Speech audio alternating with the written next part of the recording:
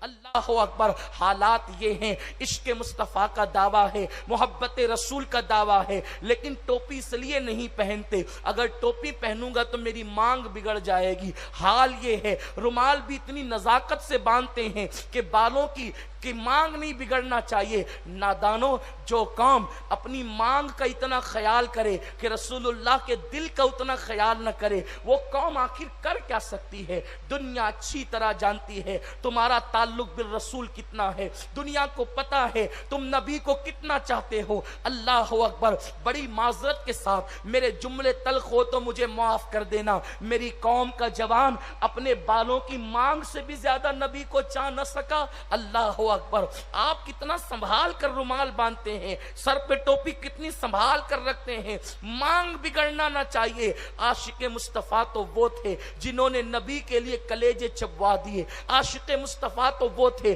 جنہوں نے نبی کے لیے اپنا گھر لٹا دیا. عاشق مصطفیٰ تو وہ تھے جنہوں نے اپنے باپ پر نبی کی خاطر تلواریں اٹھا دی. عاشق مصطفیٰ تو وہ تھے جو انگاروں پر لیٹ گئے مصطفیٰ کے لیے. عاشق مصطفیٰ تو وہ تھے جنہوں نے تن من دھن سب کچھ تجنے کے بعد کہا حق تو یہ ہے کہ حق ادا نہ ہوا, ہم کیسے عاشق رسول ہیں, ہمیں نہ عبادت کی فرصت, نہ نماز کا ذوق, نہ گناہوں سے بچنے کے حوالے سے شوق. اللہ اکبر. وہ کون سا جرم ہے جو ہماری زندگی کے اندر موجود نہیں؟ وہ کون سا گناہ ہے جو ہماری زندگیوں میں موجود نہیں؟ ہر آدمی اپنی راتوں کو جانتا ہے.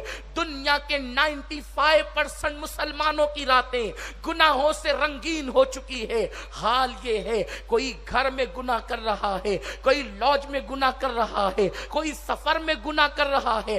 سیدنا ابو ہریرہ سے لوگوں نے پوچھا تھا جنہوں نے اکثر صحابہ کبار کو نہیں دیکھا تھا. ایک مرتبہ جب ملک شام سیدنا ابو ہریرہ گئے تو شامی تابعین نے پوچھا تھا, ابو ہریرہ یہ بتاؤ رسول اللہ کے صحابہ کیسے تھے؟ تو اس وقت انہوں نے کہا تھا, اگر تم میرے نبی کے صحابہ کو دیکھ لیتے تو تم ان کو دیکھ کر سمجھتے کہ یہ لوگ پاگل ہیں.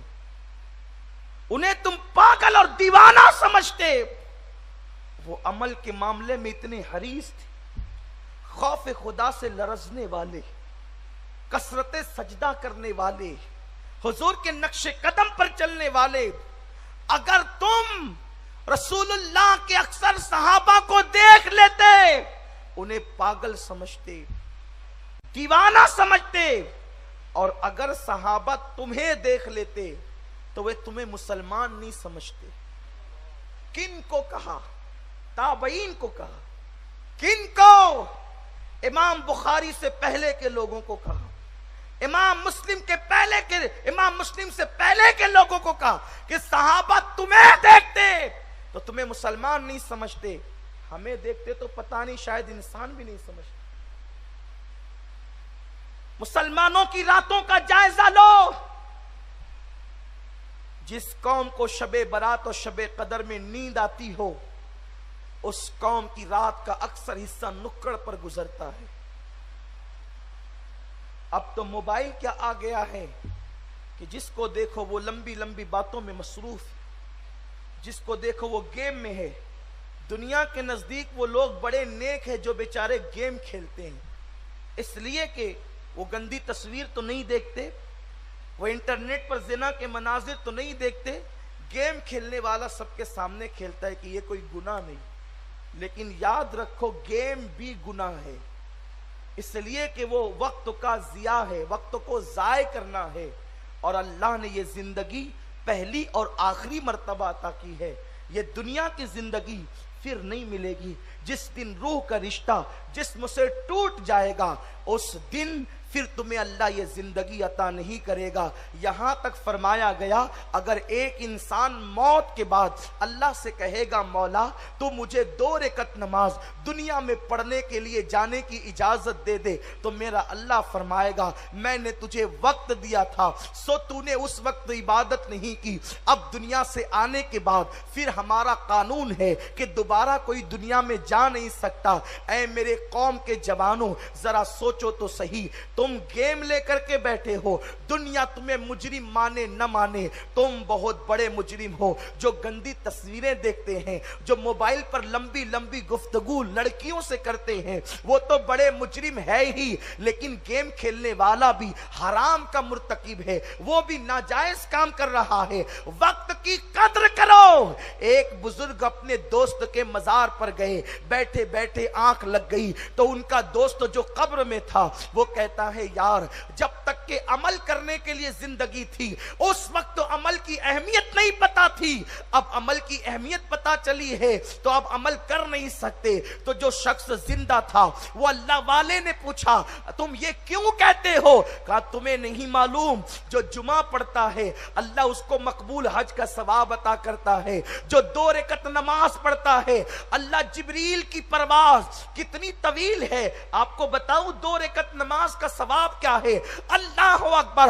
ایک ایک گھنٹہ گیم کھیلنے میں گزار دینے والوں, پوری پوری رات بیٹھ کر دوستوں کے ساتھ گپ شپ کرنے والوں, صحابہ نے نماز کی اہمیت کو سمجھا تھا, اسی لیے اگر انہیں پیرا بھی دینا پڑتا, اگر کوئی کام کرنا پڑتا تو وہ ٹائم پاس کرنے نہیں بیٹھتے تھے, جب موقع ملا فوراً نماز کے لیے مصلی بچھا کر کھڑے ہو گئے. اسی لیے تو مولا کائنات کہتے ہیں, اگر میرا اللہ مجھے اختیار دے کہ میں 2 رکعت نماز پڑھوں یا جنت میں جاؤں تو میں جنت میں جانے پر نماز کو ترجیح دوں گا, کیونکہ جنت میں میری خوشی ہے, نماز میں میرے مولا کی خوشی ہے. یہ نماز ہے.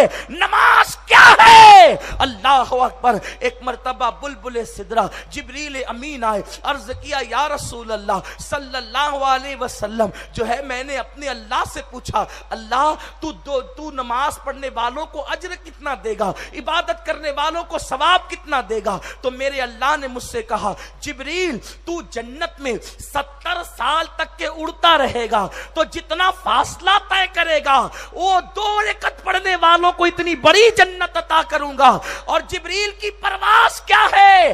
جبریل کی پرواز کیا ہے؟ میرے آقا نے پوچھا, جبریل تمہاری رفتار کیا ہے؟ عرض کیا آقا میری رفتار کا اندازہ اب اس بات سے لگائیں کہ میں 4 مرتبہ زمین پر آیا ہوں, لیکن کتنی جلدی آیا ہوں آپ اندازہ کریں. جس وقت پہلی مرتبہ اللہ اکبر حضرت ابراہیم علیہ السلام کو آگ میں ڈالا جا رہا تھا, ادھر نمرودیوں نے ابراہیم کو آگ میں پھینکا, آگ کے علاوے میں پھینکا, ابراہیم بھی زمین پر, علاوہ بھی زمین پر, میں سدرہ پر تھا. میرے اللہ نے کہا جبریل اس سے پہلے کہ میرا خلیل آگ میں جائے تو پہنچ جا اور اپنے پروں پر میرے خلیل کو لے لے. عرض کرتے آقا ابھی خلیل جو ہے وہ آگ میں پہنچے نہیں تھے کہ میں سدرہ سے خلیل سے پہلے زمین پر آ گیا تھا اور انہوں نے اپنے پروں پر لے لیا تھا. دوسری مرتبہ جب حضرت اسماعیل کی گردن پر حضرت ابراہیم نے چھری رکھی, چلانا چاہتے تھے, چھری رکھ دی گئی, چلانا چاہتے تھے, رکھ کر چلانے میں دیر کتنی ہوتی ہے؟ حضرت جبریل کہتے آقا میری رفتار کتنی ہے؟ آپ اندازہ فرمائے کہ ادھر چھری رکھ دی گئی, چلنے والی ہے, میں سدرہ پر ہوں. اللہ نے کہا جنت جا, دمبا لا, اور اس سے پہلے کہ اسماعیل کی گردن پر چھری چلے دمبا لے جا کر پیش کر دے. عرض کرتے ہیں آقا میں سدرہ سے چلا, جنت گیا, دمبا لایا, اور اس سے پہلے میں پہنچ گیا کہ ابھی ابراہیم نے چھری بھی نہ چلائی تھی. یہ میری رفتار ہے. جناب یوسف علیہ السلام کو ان کے بھائیوں نے آگ میں ان کے بھائیوں نے کنویں میں ڈالنا چاہا, یوسف علیہ السلام کو انہوں نے کنویں میں چھوڑ دیا. میرے اللہ نے کہا جبریل جا, اس سے پہلے کہ میرا یوسف کنویں میں پہنچے اپنے پروں پر سنبھال لے. کنویں کی منڈیر سے تہ میں نہ پہنچ سکے تھے یوسف کہ میں وہاں پہنچ کر کے ان کو اپنے پر میں لے لیتا ہوں. اور آقا چوتھی مرتبہ جب آپ کے دندان احد میں شہید ہوئے تو آپ کا خون آپ کے رخسار سے نکلا اور زمین پر گرنے والا گیا تھا، رخسار سے نکل کر خون کے زمین پر گرنے میں کتنا وقت لگتا ہے؟ جبریل کہتے ہیں آقا میں سدرہ پر تھا، میرے اللہ نے کہا کہ اس سے پہلے کہ حبیب کا خون زمین پر گرے تو پہنچ کر کے اسے اپنے پروں پر سنبھال لے۔ آقا آپ کا خون زمین پر گرنے سے پہلے میں نے آپ زمین پر قدم رکھے اور آپ کے خون کو سنبھال لیا۔ یہ جبریل کی پرواز کا عالم ہے۔ اب سنو، میرے اللہ کا وعدہ ہے جس کی 2 رکعت قبول ہوگی اس کو اتنی بڑی جنت ملے گی جس جنت کے اندر 70 سال تک کے جبریل پرواز کرتا رہے۔ جب 2 رکعت کی یہ شان ہے تو ساری زندگی کی عبادت کی شان کا عالم کیا ہوگا؟ اپنے وقت کو برباد کر رہے ہو، خدا نے وقت دیا ہے، خدا نے ٹائم دیا ہے، اس کو برباد مت کرو، نیک اعمال کرو، اس لیے کہ جس وقت جسم کا رشتہ روح سے ٹوٹ جائے گا نیک عمل کرنے کا موقع نہیں ملے گا، اس وقت پچھتانے سے کام نہیں چلے گا، اس وقت ہاتھ میں ہاتھ دھرنے سے کام نہیں چلے گا، ہاتھ میں ہاتھ ملنے سے کام نہیں چلے گا۔ دنیا کے اندر مغربی تہذیب میں ڈوبے ہوئے انسانوں کو دیکھ کر ان کی طرح درندے بن جانے والوں، ان کی طرح گناہوں میں ڈوب جانے والوں، نیکیوں سے دامن تہی کرنے والوں، ہوش کے ناخن لو۔ اللہ نے زمین پر آپ کو ہمیں عبادت کے لیے بھیجا ہے، گیم کھیلنے کے لیے نہیں، گندی تصویروں کے لیے نہیں، لڑکیوں سے گفتگو کے لیے نہیں۔